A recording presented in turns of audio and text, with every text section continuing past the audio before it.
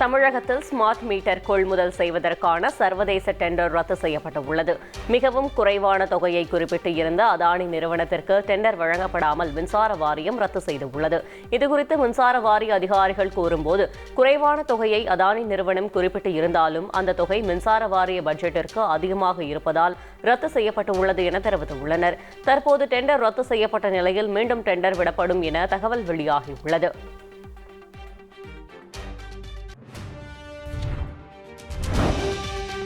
புத்தாண்டு கொண்டாட்டத்தை முன்னிட்டு சென்னை போக்குவரத்து காவல்துறை பல்வேறு கட்டுப்பாடுகளை விதித்துள்ளது. சென்னை மெரினா காமராஜர் சாலை இன்று இரவு 8 மணி முதல் அதிகாலை 6 மணி வரையில் மூடப்படுவதாக அறிவித்துள்ளது. பெசன்ட் நகர் எலியட்ஸ் கடற்கரையிலும் இரவு 8 மணி முதல் போக்குவரத்து மாற்றிவிடப்படுகிறது. ஜெமினி மேம்பாலம், வேளச்சேரி மேம்பாலம் உட்பட 23 மேம்பாலங்களில் போக்குவரத்திற்கு தடை செய்யப்பட்டுள்ளது. தமிழகம் முழுவதும் 70,000 போலீசார், 5,000 ஊர்காவல் படையினர் என 75,000 பேர் பாதுகாப்பு பணியில் ஈடுபடுத்தப்படுவர் என்றும் தெரிவிக்கப்பட்டுள்ளது.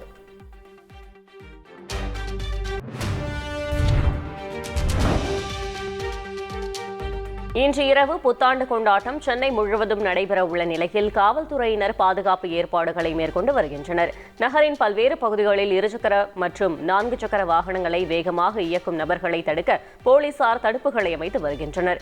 வேகமாக வாகனங்கள் இயக்கக்கூடிய நபர்களை பிடித்து அவர்களது பெற்றோரை அழைத்து அறிவுரை கொடுத்த பின்னரே வண்டிகளை திரும்ப ஒப்படைக்க திட்டமிட்டிருப்பதாக காவல்துறை சார்பில் தகவல் தெரிவிக்கப்பட்டுள்ளது. ஆந்திர மாநிலம் ஸ்ரீஹரிகோட்டா சதீஷ் தவான் விண்வெளி ஆய்வு மையத்திலிருந்து PSLV C-60 ராக்கெட் வெற்றிகரமாக விண்ணில் பாய்ந்தது. அந்த ராக்கெட் சுமந்து சென்ற 2 விண்கலன்கள் வெற்றிகரமாக பிரிந்ததாக இஸ்ரோ தலைவர் சோம்நாத் தெரிவித்துள்ளார். விண்கலன்களை ஒருங்கிணைக்கும் டாங்கிங் சோதனை வெற்றி பெற்றால் இதனை சாதித்த 4வது நாடு என்ற பெருமை இந்தியாவிற்கு கிடைக்கும் என்றும் குறிப்பிடத்தக்கது. 2, 1, 0 plus 5 seconds. Lift off normal. That's a marvelous lift off of PSLV C-60 SpaceX mission on the go. Plus 15 Sleek seconds. PSLV Corelon vehicles saluted. மனிதர்களை விண்ணிற்கு அனுப்புவதற்கு டாக்கிங் செயல்முறை மிகவும் அவசியம் என இஸ்ரோ தலைவர் சோம்நாத் தெரிவித்துள்ளார். PSLV C-60 ஏவப்பட்ட பிறகு பேசிய அவர், இந்த மிஷன் நமக்கு மிகவும் முக்கியமான ஒன்று என்றார். விண்வெளியில் 2 விண்கலன்களை ஒன்றாக்குவதே இதன் நோக்கம் எனவும் இதில் வெற்றி பெறுவது எதிர்காலத்தில் நமக்கு உதவும் என்றும் கூறினார்.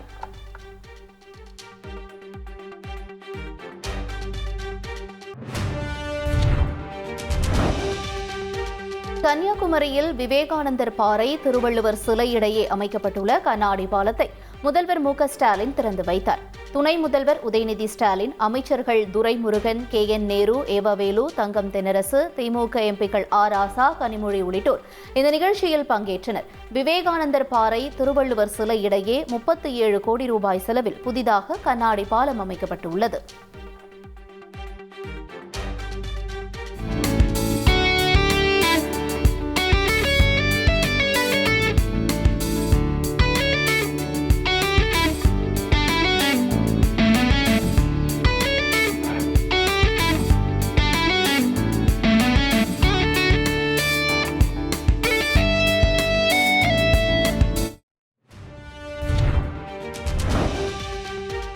கன்னியாகுமரியில் திருவள்ளுவர் சிலையில் லைட் ஷோவை காண இரவிலும் ஏராளமானோர் குவிந்தனர். வழக்கமாக குமரி முக்கடல் பகுதியில் திருவள்ளுவர் சிலை அருகே சூரிய உதயத்தை காண்பதற்காகவே கூட்டம் அலைமோதும். தற்போது புதிதாக கண்ணாடி பாலம் திறக்கப்பட்டு திருவள்ளுவர் சிலை வண்ண மின் விளக்குகளால் அலங்கரிக்கப்பட்டு லேசர் ஷோ நடத்தப்பட்டது. இதை பல்வேறு பகுதிகளில் இருந்து வந்த சுற்றுலா பயணிகள் இரவிலும் கூட்டமாக திரண்டு ரசித்தனர்.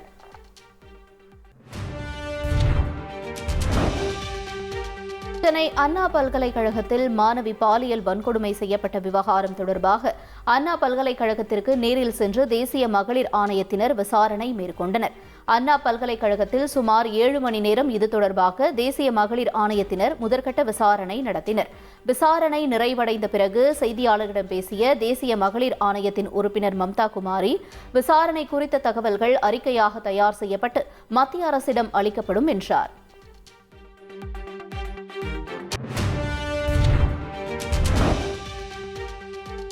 அண்ணா பல்கலைக்கழக மாணவி பாலியல் வன்கொடுமை வழக்கு தொடர்பாக தமிழ்நாடு டிஜிபி, சென்னை காவல் ஆணையர் மற்றும் மாநில மகளிர் ஆணைய தலைவி உதவி உள்ளிட்டோரை தேசிய மகளிர் ஆணைய குழு சந்தித்தது.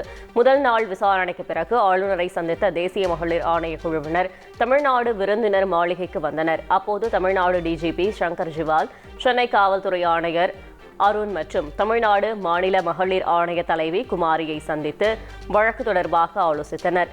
சுமார் 1 மணி நேரத்திற்கு மேலாக இந்த சந்திப்பு நடந்தது.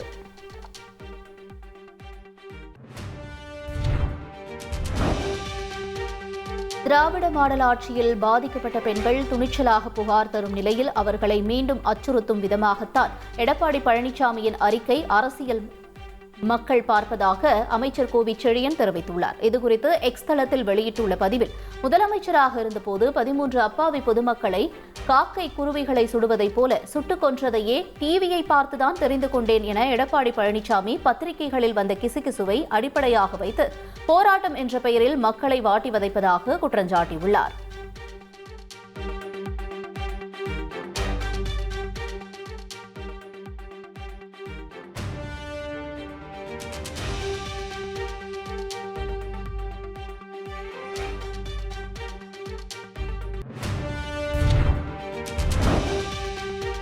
தமிழக வெற்றிக் கழக தலைவர் விஜய் ஆளுநர் RN ரவியை நேரில் சந்தித்து மனு அளித்தார். தமிழ்நாட்டில் சட்டம் ஒழுங்கை பாதுகாக்க வேண்டும் என்றும் அனைத்து இடங்களிலும் பெண்களுக்கான பாதுகாப்பை உறுதி செய்ய நடவடிக்கை எடுக்க வேண்டும் எனவும் வலியுறுத்தியுள்ளதாக தெரிவிக்கப்பட்டுள்ளது.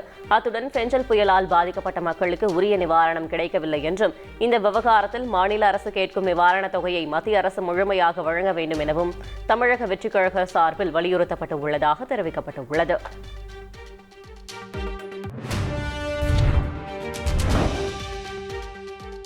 சென்னையில் தவேக தலைவர் விஜய் எழுதிய கடிதத்தை விநியோகித்த போது கைது செய்யப்பட்ட கட்சியின் பொதுச் செயலாளர் என் ஆனந்த் பின்னர் விடுவிக்கப்பட்டார்.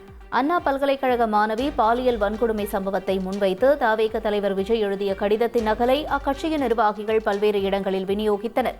சென்னை தியாகராய நகரில் கட்சி நிர்வாகிகள் கடிதம் விநியோகிப்பதை பார்வையிட சென்ற தவேக பொதுச் செயலாளர் என் ஆனந்த் உள்ளிட்ட நிர்வாகிகளை போலீசார் கைது செய்து தனியார் மண்டபத்தில் தங்க வைத்தனர். பின்னர் விடுவிக்கப்பட்ட என் ஆனந்த் தமிழக அரசின் செயலை வன்மையாக கண்டிப்பதாக கூறினார்.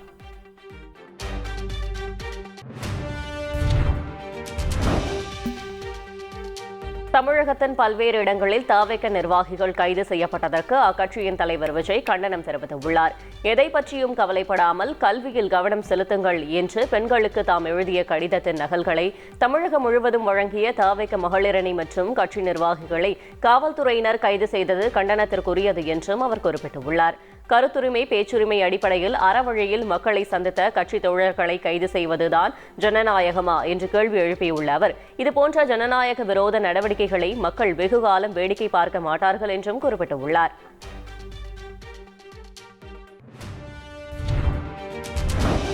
அண்ணா பல்கலைக்கழக விவகாரம் தொடர்பாக விசாரணை தீவிரமடைந்து வரும் நிலையில் ஆளுநர் RN ரவியை பாஜக மாநில தலைவர் அண்ணாமலை சந்தித்து பேசினார்.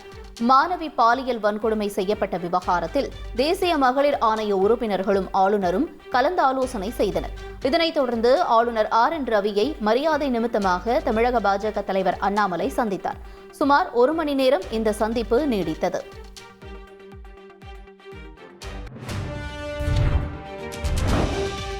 அண்ணா பல்கலைக்கழக மாணவி வன்கொடுமை வழக்கு விவகாரத்தில் நாம் தமிழர் கட்சி சார்பாக இன்று கண்டன ஆர்ப்பாட்டம் நடைபெறுகிறது. சென்னை வள்ளுவர் கோட்டத்தில் நடைபெறும் ஆர்ப்பாட்டத்தில் கட்சியின் தலைமை ஒருங்கிணைப்பாளர் சீமான் பங்கேற்க உள்ளார்.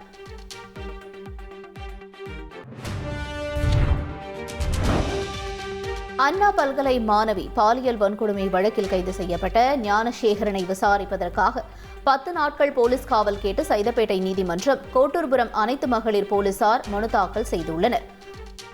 வழக்கு இன்று அல்லது நாளை விசாரணைக்கு வர வாய்ப்பு இருப்பதாக போலீசார் தரப்பில் தெரிவிக்கப்படுகிறது. மாணவியை பாலியல் பலாத்காரம் செய்து செல்போனில் வீடியோ எடுத்து ஞானசேகரன் மிரட்டியதாக கூறப்பட்ட நிலையில் சைபர் ஆய்வகத்திற்கு செல்போன் அனுப்பி வைக்கப்பட்டிருக்கிறது. மற்றொருபுறம் சிறப்பு புலனாய்வு குழுவும் வழக்கை தீவிரமாக விசாரித்து வருகிறது.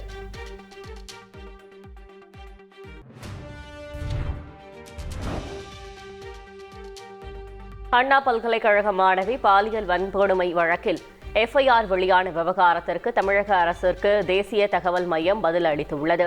இந்திய தண்டனை சட்டத்திலிருந்து பாரதிய நியாய சன்ஹிதா சட்டத்திற்கு மாறுவதில் ஏற்பட்ட தொழில்நுட்ப கோளாறால் எஃப்ஐஆர் கசிந்திருக்கலாம் என தெரிவித்துள்ளது. எஃப்ஐஆர் எப்படி வெளியானது என்பதை ஆய்வு செய்வதாகவும் பல்வேறு முக்கிய வழக்குகளின் எஃப்ஐஆர்களை பார்வையிடுவதை முடக்க SCRF குழுவை அறிவுறுத்தியுள்ளதாகவும் தெரிவித்துள்ளது.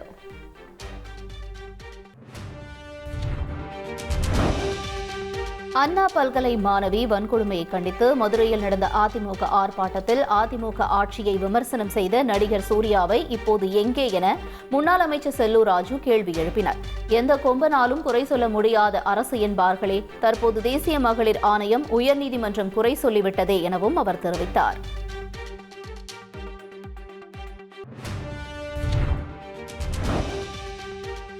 நாம் தமிழர் கட்சியின் ஒருங்கிணைப்பாளர் சீமான் மீது சிவில் வழக்கு தொடர்வேன் என்று கூறியுள்ள DIG வருண்குமார், மைக்கை பிடித்தால் எதை வேண்டுமானாலும் சீமான் பேசலாமா என கேள்வி எழுப்பியுள்ளார். வீட்டில் எலி வெளியில் புலி என்பார்கள், மைக் முன்னால் புலி, மற்ற இடத்தில் எல்லாம் எலி என்பது சீமானுக்கு பொருந்தும் என்றும் வருண்குமார் தெரிவித்தார். இந்த விவகாரத்தை விடப்போவதே இல்லை, தனிப்பட்ட முறையில் சீமான் கோரிய மன்னிப்பை தான் ஏற்கவில்லை என்றும் வருண்குமார் தெரிவித்தார்.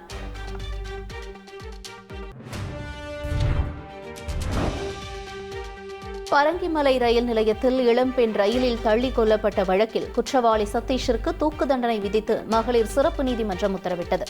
பெண் வன்கொடுமை சட்டத்தில் 3 ஆண்டு சிறை, 35,000 ரூபாய் அபராதம் விதித்த நீதிபதி அபராதத்தில் ரூபாய் 25,000 சத்யபிரியாவின் சகோதரிகளுக்கு வழங்கவும், தமிழக அரசு சத்யபிரியா குடும்பத்திற்கு 10 லட்சம் ரூபாய் இழப்பீடாக வழங்கவும் உத்தரவிட்டார். தீர்ப்பை உறுதி செய்வதற்கு வழக்கு ஆவணங்களை உயர்நீதிமன்றத்திற்கு அனுப்பவும் உத்தரவிட்டார். போதைப்பொருள் வழக்கில் கைது செய்யப்பட்ட நடிகர் மன்சூர் அலிகான் மகன் ஜாமீன் கோரிய மனுவை தள்ளுபடி செய்து சென்னை போதைப்பொருள் தடுப்பு நீதிமன்றம் உத்தரவிட்டுள்ளது. முகப்பேர் பகுதியில் கல்லூரி மாணவர்களுக்கு போதைப்பொருள் விற்பனை செய்தது தொடர்பாக கல்லூரி மாணவர்கள் 5 பேர் போலீசாரால் கைது செய்யப்பட்டனர். அப்போது போதைப்பொருள் கடத்தலில் நடிகர் மன்சூர் அலிகானின் மகன் அலிகான் துக்ளக்கு தொடர்பு இருப்பது தெரியவந்தது. இதனையடுத்து அவர் கடந்த 4ஆம் தேதி கைது செய்யப்பட்ட நிலையில் அம்பத்தூர் நீதிமன்றத்தை தொடர்ந்து தற்போது சென்னை போதைப்பொருள் கடத்தல் தடுப்பு நீதிமன்றமும் அவரது ஜாமீன் மனுவை தள்ளுபடி செய்துள்ளது.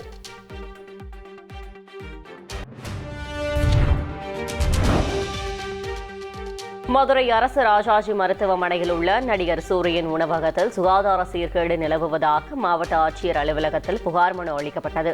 இந்த குற்றச்சாட்டை மறுத்துள்ள நடிகர் சூரியன் உணவக நிர்வாகம் காழ்ப்புணர்ச்சி காரணமாக தனிநபர் தூண்டுதலின் பேரில் புகார் கொடுக்கப்பட்டு இருப்பதாக கூறியுள்ளது. கேண்டீன் அருகே கூடுதலாக இடம் கேட்டு 1,42,000 ரூபாய் வாடகையை முறையாக செலுத்தி வருவதாகவும் சுத்தமான முறையில் உணவு தயாரித்து வழங்கி வருவதாகவும் உணவக நிர்வாகம் தெரிவித்துள்ளது.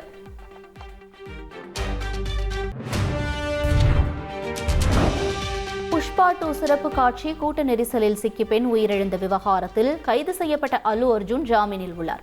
சம்பவம் குறித்து பேசியிருக்கும் ஆந்திர துணை முதல்வர் பவன் கல்யாண், சட்டம் அனைவருக்கும் சமம், இதுபோன்ற சம்பவங்களில் பாதுகாப்பை கருத்தில் கொண்டு போலீசார் செயல்படுகின்றனர் என்றார். இறந்தவரின் குடும்பத்தை அல்லு அர்ஜுன் முன்னரே சந்தித்திருக்கலாம் என்ற பவன் கல்யாண் தெலங்கானா காங்கிரஸ் முதல்வர் ரேவந்த் ரெட்டியை ஒரு சிறந்த தலைவர் என்று பாராட்டியுள்ளார்.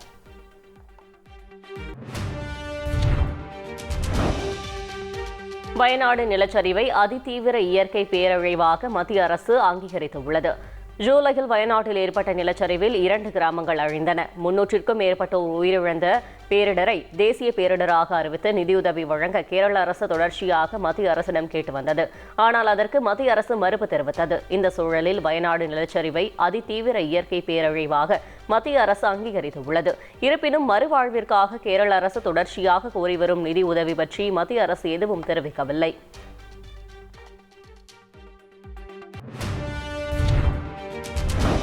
முன்னாள் பிரதமர் மன்மோகன் சிங் மரணத்தை தொடர்ந்து தேசமே துக்கத்தில் இருக்கும்போது எதிர்க்கட்சித் தலைவர் ராகுல் காந்தி வெளிநாடு செல்வதா என்று பாஜக கேள்வி எழுப்பியுள்ளது.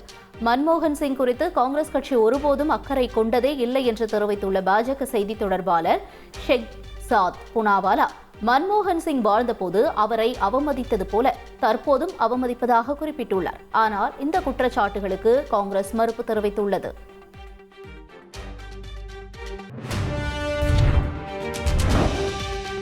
டிரம்ப் மீதான பாலியல் வன்கொடுமை தீர்ப்பை அமெரிக்க நீதிமன்றம் உறுதி செய்துள்ளது. பெண் எழுத்தாளரான ஜீன் கரோல் அளித்த பாலியல் புகார் குறித்து விசாரித்த மன்ஹாட்டன் நீதிமன்றம் டிரம்பிற்கு 42 கோடி ரூபாய் அபராதம் விதித்தது.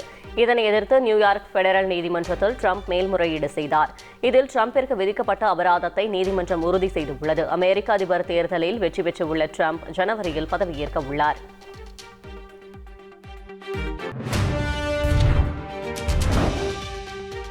ஆப்கானிஸ்தானில் வீடுகளில் ஜன்னல் வைக்கக்கூடாது என்று தாலிபான் அரசாங்கம் புது உத்தரவை போட்டுள்ளது. ஆப்கானிஸ்தானில் தாலிபான் ஆட்சியில் பெண் கல்விக்கு தடை, பொதுவெளியில் பெண்கள் பேசுவதற்கு தடை, ஊடகங்களில் பெண்கள் குரலுக்கு தடை என கொடூர தடைகள் தொடர்கிறது. இப்போது வீட்டில் பெண்கள் பயன்படுத்தும் அறைகளில் ஜன்னல் வைக்க தாலிபான் தடை விதித்துள்ளது. சமையல் அறை, முற்றத்தில் வேலை பார்க்கும் பெண்களை ஆண்கள் பார்ப்பது குற்றம் என கூறியிருக்கும் தாலிபான் அரசு ஏற்கனவே கட்டப்பட்ட வீடுகளில் இருக்கும் ஜன்னல்களை செங்கற்களை கொண்டு அடைக்கவும் உத்தரவிட்டுள்ளது.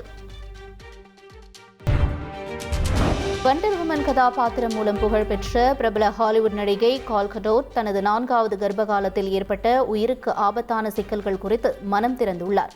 எம்ஆர்ஐ ஸ்கேன் செய்வதற்கு முன்பு வார கணக்கில் தாங்க முடியாத தலைவலியை தாங்கிக் கொண்டதாகவும் இரத்தக்கட்டி இருப்பது தெரிய வந்ததாகவும் கால் கடோட் பதிவிட்டுள்ளார். தனது குடும்பத்திற்காக உயிர் பிழைப்பதே தனது முதன்மை ஆசையாக இருந்ததாக கூறியுள்ள அவர் தற்போது முழுமையாக குணமடைந்து விட்டதாகவும் மருத்துவ குழுவிற்கு நன்றி தெரிவிப்பதாகவும் கூறியுள்ளார்.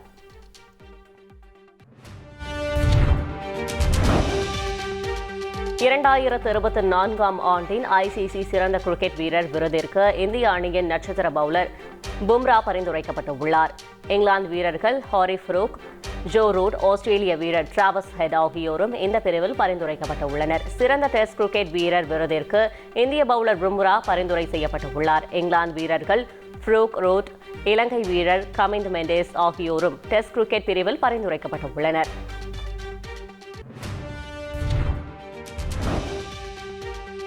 அடுத்த சீசனுக்கான டிஎன்பிஎல் ஏலத்தையொட்டி 5 வீரர்களை சேப்பாக் சூப்பர் கில்லிஸ் அணி தக்க வைத்துள்ளது. அபிஷேக் தன்வர், பாபா அபராஜித், சிலம்பரசன், ஜெகதீசன், லோகேஷ் ராஜ் ஆகிய 5 வீரர்கள் சேப்பாக் சூப்பர் கில்லிஸ் அணியால் தக்க வைக்கப்பட்டுள்ளனர். சேப்பாக் சூப்பர் கில்லிஸ் அணியிடம் 49,20,000 ரூபாய் தொகை மீதம் உள்ளது. சேப்பாக் சூப்பர் கில்லிஸ் உட்பட 8 அணிகளும் தாங்கள் தக்க வைத்த வீரர்கள் பட்டியலை வெளியிட்டுள்ள நிலையில் வருகிற பிப்ரவரி மாதம் டிஎன்பிஎல் ஏலம் நடைபெற உள்ளதும் குறிப்பிடத்தக்கது. மார்கழி அமாவாசையையொட்டி உத்தரப்பிரதேச மாநிலம் அயோத்தி சரையு நதியில் சிறப்பு ஆரத்தி நடைபெற்றது.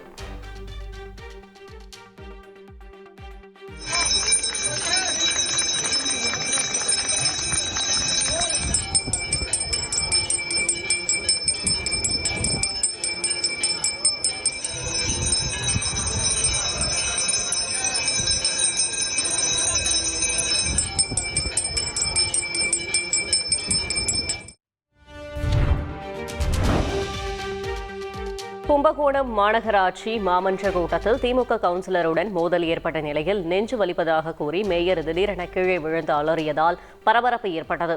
கும்பகோணம் மேயர் சரவணன் மாவட்ட அரசு தலைமை மருத்துவமனையில் சிகிச்சைக்காக அனுமதிக்கப்பட்டு உள்ளார். இதற்கிடையே மேயர் தன்னை தள்ளிவிட்டார் என குற்றம் சாட்டிய திமுக மாமன்ற உறுப்பினர் குட்டி தட்சிணாமூர்த்தியும் தனியார் மருத்துவமனையில் சிகிச்சை பெற்று வருகிறார்.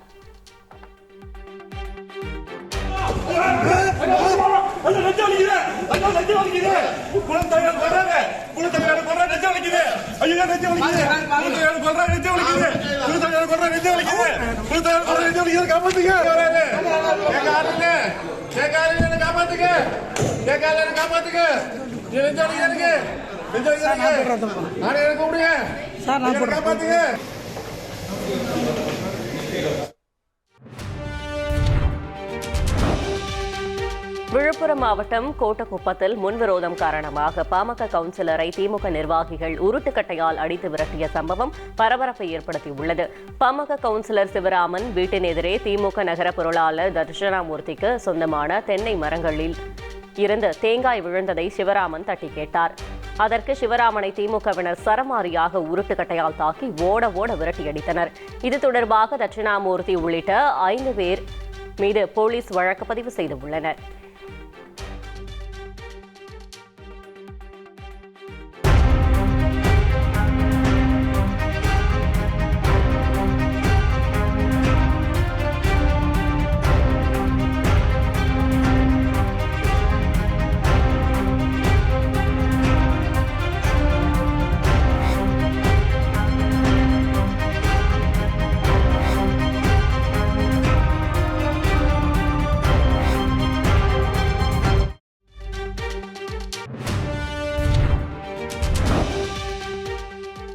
தஞ்சை தமிழ் பல்கலைக்கழக முன்னாள் பதிவாளர் தியாகராஜன் பணியிடை நீக்கம் செய்யப்பட்டுள்ளார்.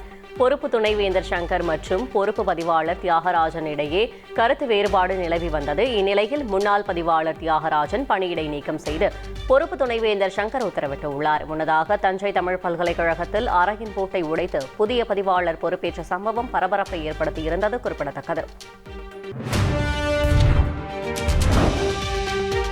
அறந்தாங்கி அருகே மீனவர் வலையில் ஆண் சடலம் உடலில் கல் கட்டப்பட்ட நிலையில் சிக்கியது பெரும் அதிர்ச்சியை ஏற்படுத்தியுள்ளது. புதுக்கோட்டை மாவட்டம் ஆதிப்பட்டினம் பகுதியிலிருந்து 30க்கும் மேற்பட்ட நாட்டு படகுகளில் மீனவர்கள் கடலுக்கு மீன்பிடிக்க சென்றனர். அப்போது இப்ராம்சா என்பவர் வலையை கரையில் இழுத்தபோது மீன்களுடன் அடையாளம் தெரியாத ஆண் சடலம் சிக்கி இருந்ததை கண்டு அதிர்ச்சி அடைந்தனர். கடலில் சடலம் மிதக்காமல் இருப்பதற்காக அதன் மேல் பெரிய கல் வைத்து கயிற்றால் கட்டப்பட்டு இருந்தது. தகவல் அறிந்த கடலோர காவல் படையினர் சம்பவ இடத்திற்கு விரைந்து சடலத்தின் மீது கட்டப்பட்டு இருந்த கற்களை அகற்றி உடலை புதுக்கோட்டை அரசு மருத்துவக் கல்லூரி மருத்துவமனைக்கு பிரேத பரிசோதனைக்காக அனுப்பி வைத்துள்ளனர்.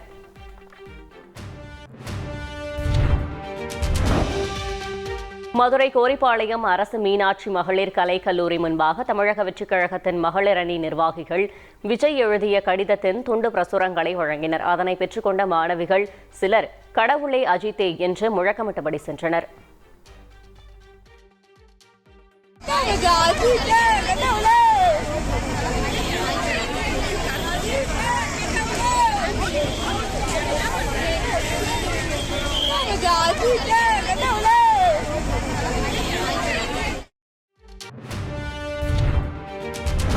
உத்தரப்பிரதேச மாநிலம் கோட்வாலியில் விபத்தை ஏற்படுத்திய கார் ஒன்று சாலையில் தீப்பொறி பறக்க இருசக்கர வாகனத்தை 2 கிலோமீட்டர் தூரம் இழுத்து சென்ற காட்சி இணையத்தில் பரவி வருகிறது.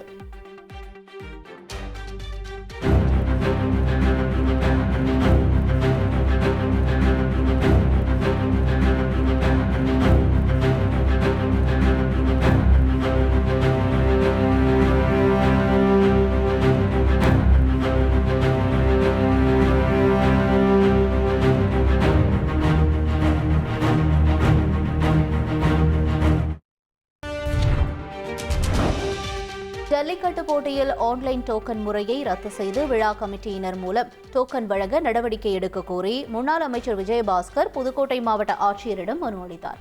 விழா கமிட்டி ஜல்லிக்கட்டு நடத்த அனுமதி கேட்டு விண்ணப்பித்தவுடன் 5 நாட்களுக்குள் பரிசீலனை செய்து ஒப்புதல் வழங்க வேண்டும் என்றும் மாடுபிடி வீரர்களுக்கும் காளைகளுக்கும் காப்பீடு முறையாக செய்வதை உறுதிப்படுத்த வேண்டும் உள்ளிட்ட பல்வேறு கோரிக்கைகளை இந்த மனுவில் முன்வைத்துள்ளார்.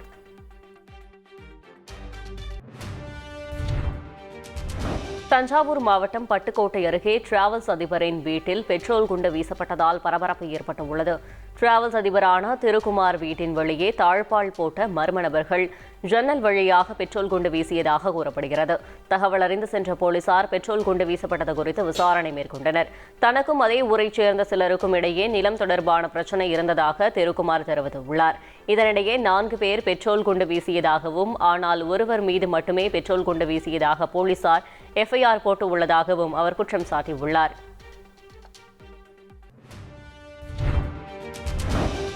தஞ்சையில் போக்சோ வழக்கில் தொடர்புடைய நபர்கள் வழக்கை திரும்பப் பெறக் கோரி கொலை மிரட்டல் விடுப்பதாக பாதிக்கப்பட்ட இளம்பெண் டிஐஜி அலுவலகத்தில் மனு அளிக்க வந்ததால் பரபரப்பு ஏற்பட்டது. கடந்த 2021 கும்பகோணம் அருகே உள்ள தனியார் கல்லூரியில் பயின்ற மாணவியை அங்கு அரபி வகுப்பு ஆசிரியராக பணியாற்றிய ஜியாவுதீன் என்பவர் 3 ஆண்டுகளாக பாலியல் வன்கொடுமை செய்ததாக கூறப்படுகிறது.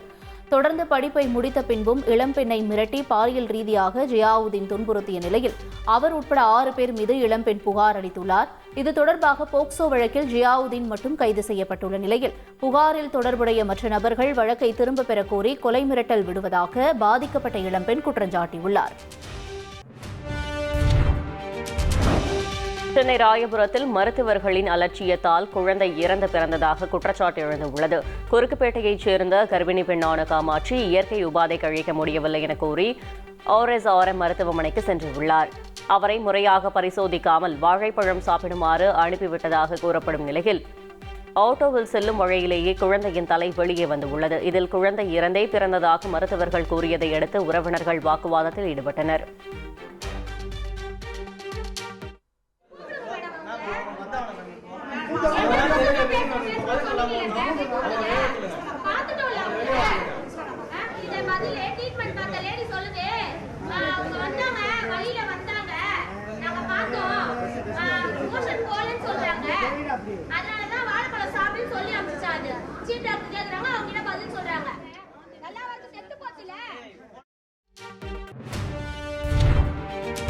தூக்கு போடுவது போன்று கயிற்றை கழுத்தில் சுற்றி விளையாடிய சிறுவன் கயிறு இறுக்கி உயிரிழந்த சம்பவம் கடலூரில் அரங்கேறியுள்ளது.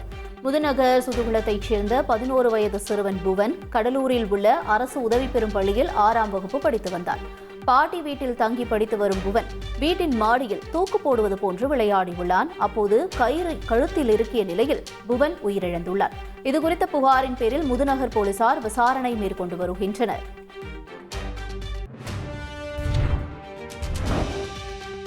திருச்சி திருவெரும்பூர் அருகே பள்ளி விடுதியில் வழங்கப்பட்ட ரசத்தில் புழு இருந்ததால் நள்ளிரவில் மாணவர்கள் சாலை மறியலில் ஈடுபட்டனர். காட்டூர் ஆதிதிராவிடர் நல ஆண்கள் மேல்நிலைப் பள்ளி வளாகத்தில் உள்ள விடுதியில் மாணவர்களுக்கு இரவு உணவிற்கு ரசம் பரிமாறப்பட்டு உள்ளது. அப்போது ரசத்தில் புழு மிதந்ததை பார்த்து அதிர்ச்சியடைந்த மாணவர்கள் விடுதி நிர்வாகத்தை கண்டித்து போராட்டத்தில் ஈடுபட்டனர். அவர்களிடம் போலீசார் பேச்சுவார்த்தை நடத்திய போது விடுதி காப்பாளரையும் சமையலறையும் இடமாற்றம் செய்து தரமான உணவு வழங்க வேண்டும் என முழக்கங்களை எழுப்பினர்.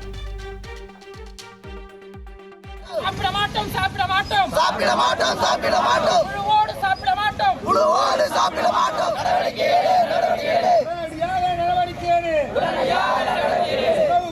உணவு கோடு பள்ளி பூரா எல்லாமே. சிவகங்கை மாவட்டம் மடப்புரம் பத்ரகாளியம்மன் கோயில் உண்டியலில் ஆண்ட்ராய்டு போன் காணிக்கையாக செலுத்தப்பட்டுள்ள சம்பவம் சந்தேகத்தை ஏற்படுத்தியுள்ளது. 2 மாதங்களுக்கு ஒருமுறை கோயில் உண்டியல்களை எண்ணுவது வழக்கம் என்ற நிலையில் உண்டியலை எண்ணும் பணிக்காக கோயில் உண்டியலை திறந்தபோது அதில் பழைய மாடல் ஆண்ட்ராய்டு போன் ஒன்று கிடந்துள்ளது. இந்த நிலையில் இது திருடப்பட்ட போனாக இருக்கலாம் என்ற சந்தேகமும் எழுந்துள்ளது. கர்நாடகா, ஆந்திரா உள்ளிட்ட பகுதிகளிலிருந்து தமிழகத்திற்கு தக்காளி வரத்து வெகுவாக அதிகரித்த காரணத்தால் தக்காளி விலை கடும் வீழ்ச்சி அடைந்துள்ளது. கடந்த வாரம் கிலோ 50 ரூபாய்க்கு விற்பனை செய்யப்பட்ட தக்காளி விலை தற்போது கிலோ 10ற்கும் குறைவாக விற்பனை செய்யப்பட்டு வருகிறது. ஆண்டிப்பட்டி சந்தையில் 15 கிலோ அடங்கிய தக்காளி பெட்டியின் விலை 170க்கு விற்பனை செய்யப்பட்டது. வெளி மாநிலங்களில் தக்காளி விலை வீழ்ச்சி அடைந்துள்ளதால் தேனி மாவட்டத்தில் தக்காளி பயிரிடப்பட்டு உள்ள விவசாயிகள் கவலையடைந்துள்ளனர். எத்தியோப்பியாவில் ஆற்றில் லாரி கவிழ்ந்த விபத்தில் 71 பேர் உயிரிழந்தனர். திருமண கோஷ்டியினரை ஏற்றி சென்ற லாரி சிடாமா மாநிலம் வழியாக சென்றபோது போனா என்ற இடத்தில் கட்டுப்பாட்டை இழந்து பாலத்தில் இருந்து தவறி ஆற்றில் விழுந்துள்ளது. இதற்கு எத்தியோப்பியாவில் நிகழ்ந்த இந்த சம்பவத்தில் 68 ஆண்கள் மற்றும் 3 பெண்கள் உயிரிழந்தனர். மேலும் 5 பேர் உயிருக்கு ஆபத்தான நிலையில் சிகிச்சை பெற்று வருவதால் பலி எண்ணிக்கை அதிகரிக்கக்கூடும் என்று அஞ்சப்படுகிறது.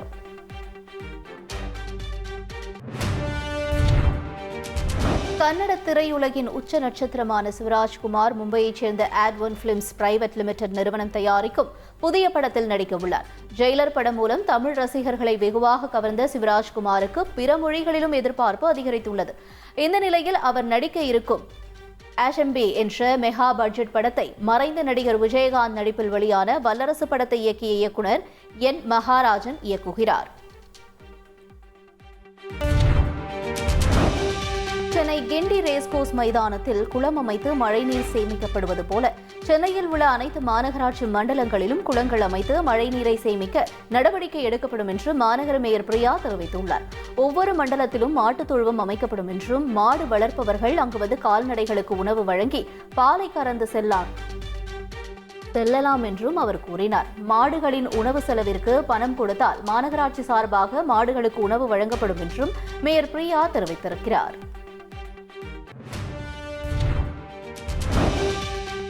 திருவண்ணாமலை மாவட்டம் போலூர் அருகே துப்பாக்கி ஏந்திய வனக்காவலர் உதவியுடன் சிறுத்தை புலி தேடுதல் பணி தீவிரப்படுத்தப்பட்டுள்ளது.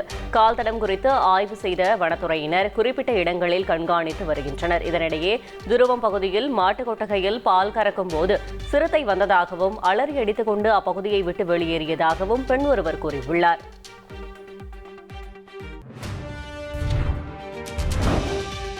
சீனாவில் புத்தாண்டை வரவேற்கும் விதமாக கண்கவர் வான வேடிக்கை நிகழ்த்தப்பட்டது. பட்டாசு நகரம் என வர்ணிக்கப்படும் லியூயாங்கில் சுமார் 1 மணி நேரத்திற்கு நிகழ்த்தப்பட்ட வான வேடிக்கையை பொதுமக்கள், சுற்றுலா பயணிகள் என 1 லட்சம் பேர் வரை கண்டுகளித்தனர். வானத்தில் வர்ணஜாலம் செய்யும் வகையில் 10,000 வான வேடிக்கைகள் பயன்படுத்தப்பட்டதாக தெரிவிக்கப்பட்டுள்ளது.